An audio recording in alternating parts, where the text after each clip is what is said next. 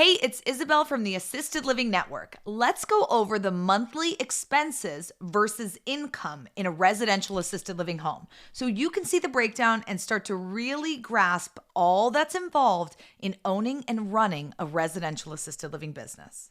In the United States right now, there are 76 million baby boomers. The number one dilemma for these baby boomers? Housing. That dilemma can be your opportunity. Welcome to the Assisted Living Network podcast, where you can discover how just one residential assisted living home could secure your financial future forever. With 10 years of experience in this business and thousands of students across the country, spanning all 50 states, we have some amazing data and information on average costs within a care home. This isn't just based on one home or one market, like many other trainers on this topic will share. This is years of data.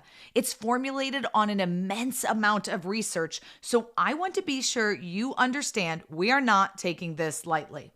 The cost on average to run a care home in our country today for 10 residents will cost you around $35,000 per month, give or take. Not including the debt service or mortgage or lease payment.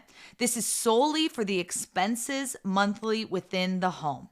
40 to 50% of your total expenses will be for your staff. Your caregivers and your administrator's salary are going to be the number one most expensive thing on your line items within the home.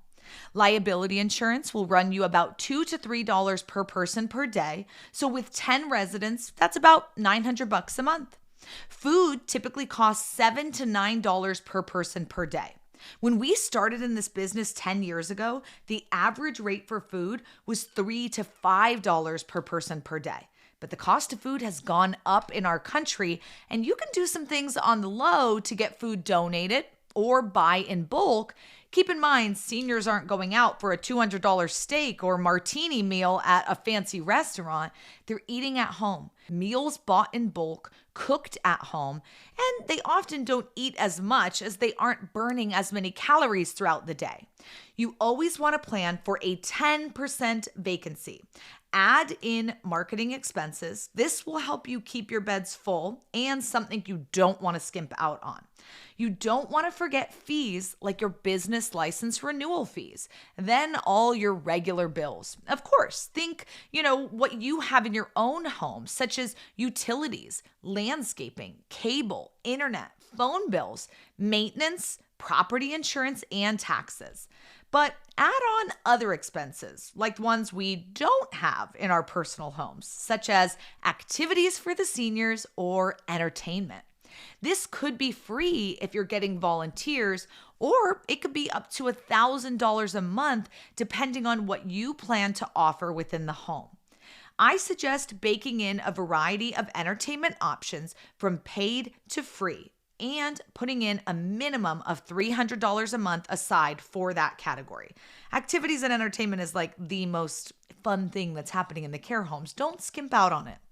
The reality is you can go a lot cheaper for a home with 10 residents. You can work in the home yourself. You can have your son mow the lawn, your niece do the entertainment, have your husband and friends be the caregivers. You can skimp out on a lot of things and do it on the low. But that's not what we teach or promote at the Residential Assisted Living Academy. If you're looking to build yourself a job, go for it. But if you're looking to build yourself a business that you can run more hands-off or remotely, then do things right from the beginning. Because if you start hands-on and want to become hands-off, it's going to be a hard transition. Because the reality is, no one can do a better job than you. And there's a reason that you're starting in that role to begin with. You don't trust.